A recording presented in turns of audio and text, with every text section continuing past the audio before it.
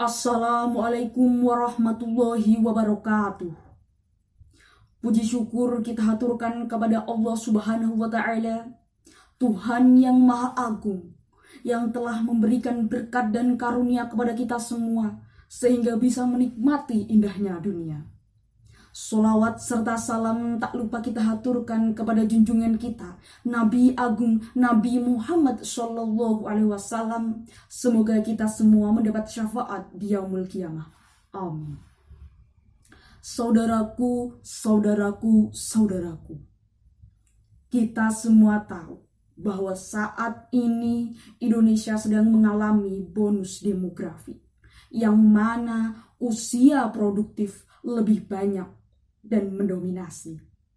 Bersyukur saat ini kita sebagai mahasiswa mampu mengenyam pendidikan tinggi di masa pandemi. Banyak dari kita yang dikirim dari desa sebagai putra daerah untuk ke kota, untuk menimba ilmu dengan harapan bisa kembali ke desa, bisa kembali ke daerahnya masing-masing, membangun dan memajukan daerahnya masing-masing. Di tahun 2020, saudara-saudara, saat ini, hari ini, sebanyak 68% dari populasi penduduk Indonesia didominasi oleh kaum muda. Tepuk tangan untuk kita semua, saudaraku. Tetapi tidak hanya berbicara tentang keindahan. Negatifnya adalah kita atau sebagian besar dari kita seperti kacang lupa kulitnya. Kita seperti tidak ingin kembali ke desa. Karena apa? Karena kemudahan akses di kota. Kita enggan kembali ke desa, kita enggan untuk membangun desa. Dari sini saya ingin berpidato mengenai saatnya pemuda membangun desa. Data Badan Statistika Pusat menyatakan bahwa tahun 2020 tingkat kemiskinan di pedesaan sebesar 12,8%. Atau setara dengan 15,26 juta orang. Sungguh sangat menyayangkan sekali. Padahal desa adalah tempat diproduksinya kebutuhan pokok masyarakat. Mulai dari persawahan hingga perkebunan diproduksi di desa. Mulai dari susu, mulai dari beras, mulai dari gandum, mulai dari pati, mulai dari singkong, dan masih banyak lagi diproduksi dari pedesaan. Saat ini apa yang kita makan adalah produk khas lokal. Tapi kenapa tingkat kemiskinannya justru lebih tinggi ketimbang di perkotaan? Saudaraku,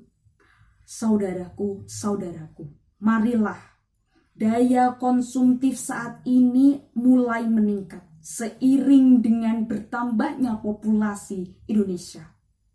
Ini justru menjadi salah satu kunci pedesaan untuk bisa meningkatkan kemampuan mengurangi kemiskinan. Banyak kucuran dana desa yang setiap tahunnya meningkat. Tapi kenapa tingkat kemiskinannya masih tinggi? Kita tidak bisa menyalahkan pemerintah. Kita tidak bisa menyalahkan para bupati. Kita tidak bisa menyalahkan para pejabat, Pak Lurah, Pak Kades, ataupun siapa-siapa. Ini adalah PR besar kita, saudaraku. Terkhusus untuk para pemuda, generasi penerus bangsa. Saudaraku.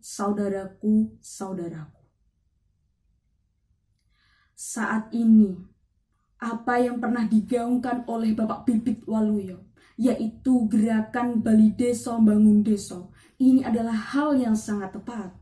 Maksudnya adalah siapa saja yang menguasai ilmu pengetahuan maupun teknologi, jangan sungkan untuk membagi ilmunya kepada saudara kita di desa. Karena dengan ilmu pengetahuan itu, Mudah-mudahan di desa bisa maju, bisa mengolah apa yang ada di desa, sehingga bisa memakmurkan daerah-daerah tersebut. Saudaraku, saudaraku, saudaraku.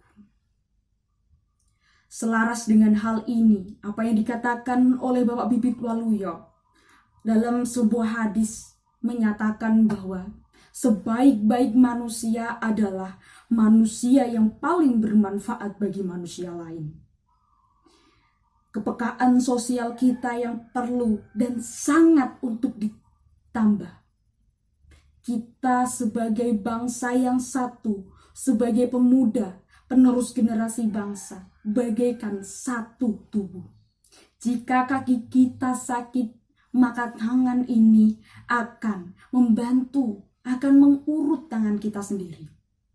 Jika kepala ini pusing, maka tangan kita akan bergerak untuk memijat kepala ini. Inilah yang dinamakan kepekaan sosial, saudaraku. Maka perlulah kita tingkatkan yang namanya kepekaan sosial dengan menjaga persaudaraan, menjaga tali silaturahmi, dan menjaga perdamaian.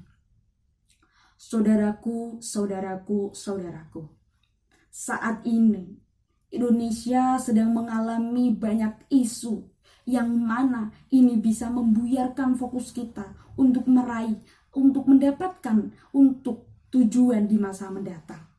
Banyak isu yang dapat memecah belah persatuan, yang justru mengolok-olok negeri kita sendiri.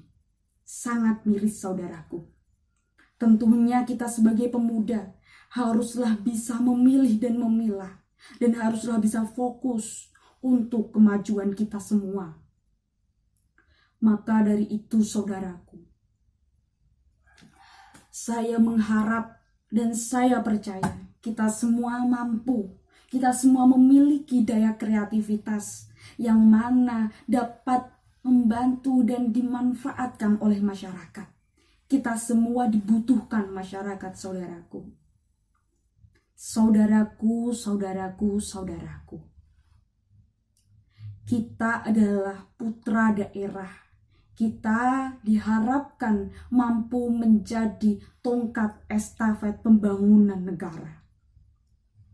Mari kita gerakkan tangan kita, gerakkan kaki kita tanpa perintah, tanpa aba-aba. Karena saya percaya bahwa apapun yang kita lakukan, dan itu termasuk hal baik, pasti akan memiliki kebermanfaatan. Saudaraku, saudaraku semuanya. Terlebih kita sebagai seorang muslim tentu wajib untuk berjihad. Jihad bukan hanya tentang perang, jihad bukan hanya tentang pembunuhan. Jihad bukan hanya tentang berteriak lantang mengenalkan takbir, tapi eksistensi jihad adalah untuk pengorbanan, saudaraku. Pengorbanan apa? Pengorbanan memajukan daerah kita masing-masing, sehingga tercapailah kemakmuran, sehingga tercapailah perdamaian. Dan inilah yang bisa dikatakan Islam sebagai rahmatan lil alamin. Saudaraku, saudaraku, saudaraku semua. Kita tidak boleh malu, saudaraku. Kita tidak boleh malu dianggap anak desa, anak kampung. Karena jika kita berpikir secara realistis, jika kita berpikir lebih maju, jika kita bisa mengolah dan memanage daerah kita masing-masing, tentulah daerah itu akan maju dan akan makmur. Dan siapa yang akan bangga? Tentu kitalah, saudaraku. Kitalah para pemuda, para generasi penerus bangsa saat ini. Seperti yang dikatakan oleh Bapak Nadiem Makarim, perubahan itu adalah hal yang pahit dan yang sulit. Tetapi perubahan itu tidak bisa dimulai dari atas. Perubahan itu harus dimulai dari bawah. Perubahan bisa dilakukan dengan sekecil mungkin. Dan apabila dilakukan dengan bersama dan serentak, pasti kapal yang bernama Indonesia akan bergerak. Dan dengan bismillah kita membangun desa dan membangun masyarakat yang khairul ummah. Wassalamualaikum warahmatullahi wabarakatuh.